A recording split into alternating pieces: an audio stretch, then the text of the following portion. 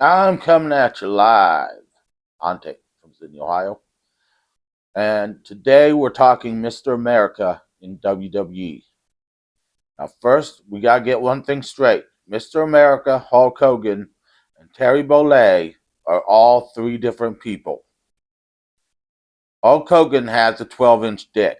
Terry Bollea doesn't. And Mr. America only has an 8-inch dick. We're not sure how long Terry Bollea's dick is. We'd have to watch the sex tape for that, and that has been banned. Now, on to the discussion. Now that I've lost every viewer.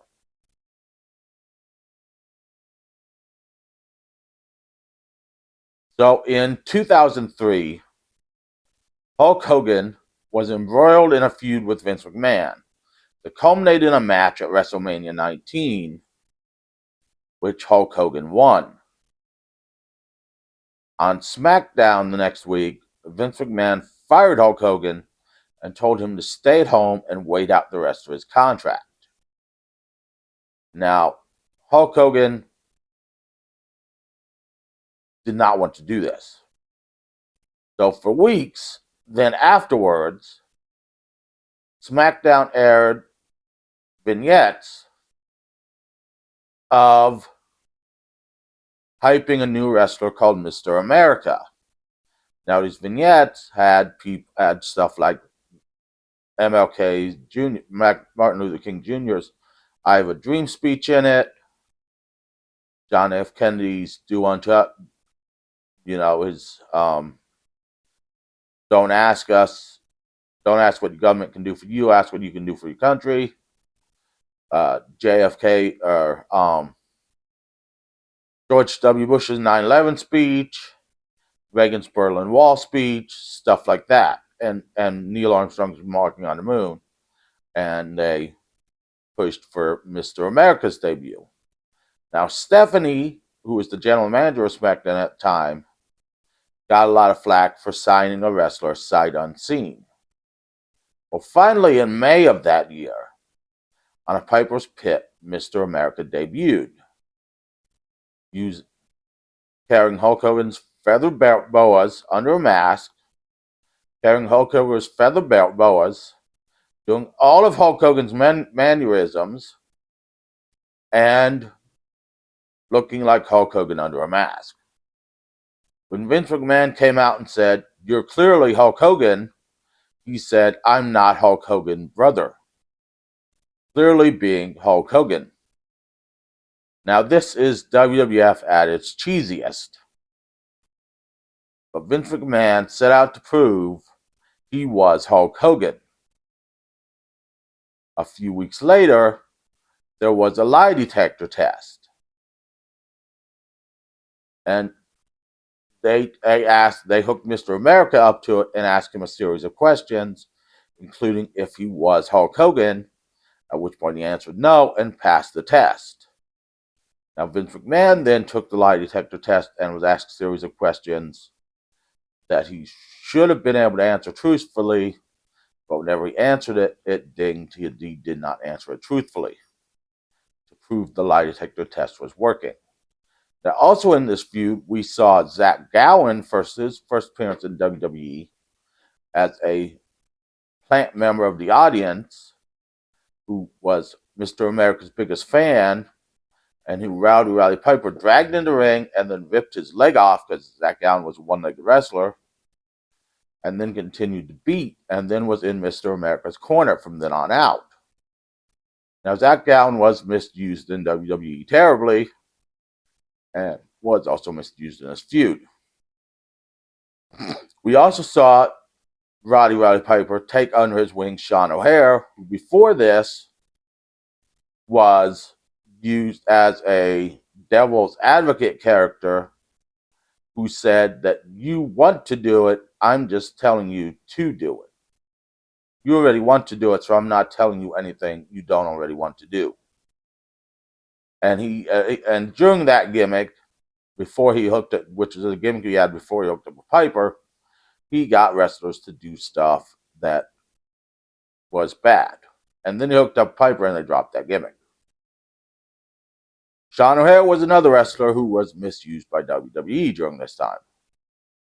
And all time, just like Zach Gowen. Now, this feud resulted in a match with Piper at Judgment Day, which Mr. America won. So they had two old people wrestling. And then it was supposed to culminate in a match at the Great American Bash between Mr. America and Vince McMahon. Now, Zach Gowen was in Mr. America's corner at the Judgment Day match, and Sean O'Haire was in Roddy Piper's corner. Zach Gowen was so good, he was a one-legged man. He could do moonsaults, and they still misused him. Now, Hulk Hogan said he thought this was going to last years, the Mr. America angle. Nothing in WWE at that time lasted years. This wasn't the 80s anymore. Now, in June of that year, after Judgment Day, there was a match which was Kurt Angle, Brock Lesnar, and Mr. America versus Big Show and Team Angle. And Kurt Angle, Brock Lesnar, and Mr. America lost that match. That's when Hulk Hogan says he knew the angle was pretty much over.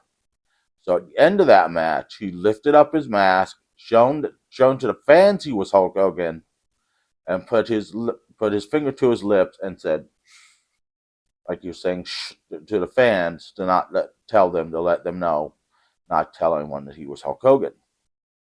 In honest to God truth, about after that match is when he left WWE because he wanted bigger paydays. He thought Vince McMahon should pay him more money for his WrestleMania match and his matches afterwards, but Vince McMahon thought he was not worth that much money anymore because he was older and his stock had dropped after some of his major losses, which Vince McMahon had him lose. So it was Vince McMahon's fault. I don't know. So anyways, Hogan left the company. So Mr. America angle couldn't continue, but they needed a way out. So they shown the footage from SmackDown of Mr. America taking his mask off and showing the crowd. And then Vince McMahon once again fired Hulk Hogan, and the angle was ended. Shortly after this, Roddy Piper left WWE again. Mark Jindrak was injured and sent back to OVW when he came back. And Zach Gowen was misused for the rest of his time in WWE.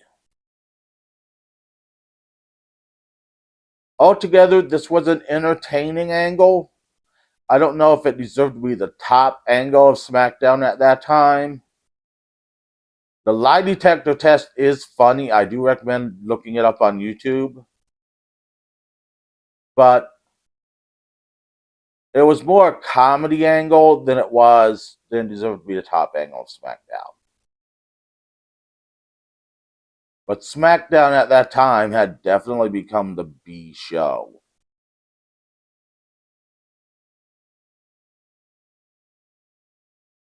So that is the Mr. America angle. It actually brought some new life into Hulk Hogan, who needed new life. And it let him do some funnier stuff. But ultimately, if it would have continued, we could have maybe saw something eventually come of it and seen the end. Whereas Hulk Hogan just left and he got fired was not a fitting end to this match, to this angle.